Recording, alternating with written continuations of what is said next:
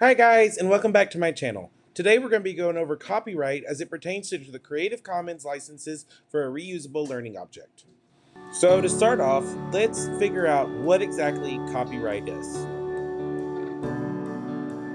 Copyright is the exclusive legal right given to an originator or an assignee to print, publish, perform, film, or record literary, acoustic, or musical material and authorize others to do the same.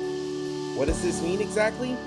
It means that it protects any work of art that an individual makes and ensures that others cannot take it and pass it along as their own. Many of us are familiar with copyright. Based on this symbol right here.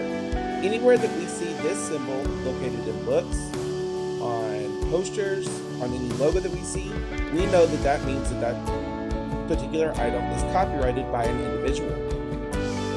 Many want to know, how long does copyright last? As it currently stands, copyright lasts for the life of the author plus 70 years after the author's death. So for instance, if an author were to write a book and publish it and they're 37, he's still going to be copyrighted all the way up until the time of his death, and then an additional 70 years after that. Now, Creative Commons. Many of us go, Creative who? Creative Commons is another type of copyright license that allows you to publish your work and you want individuals to use it. We see this a lot whenever it comes to instructional material, quizzes, PowerPoint slides, or even media as we're going to put into our slides. So what exactly is Creative Commons? Creative Commons is one of several public copyright licenses that enables the free distribution of an otherwise copyrighted work. A CC license is used when an author wants to give other people the right to share, use, build upon a work that the author has created. For instance, we see this a lot in social media, such as like our TikTok audios that we hear. People will take and apply a Creative Commons license to their audio because they want it to be used. They want to get their name out there, they want to get their brand out there, and they want people to use it.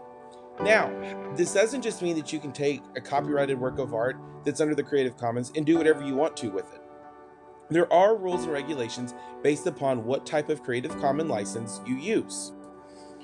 You have attribution, no derivative works, share alike, and non-commercial.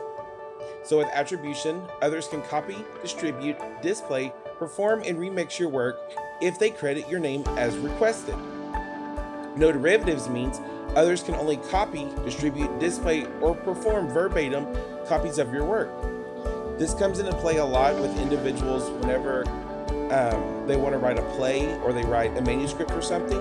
They want you to take and use it. You don't have to pay them to use it, but you cannot change it at all.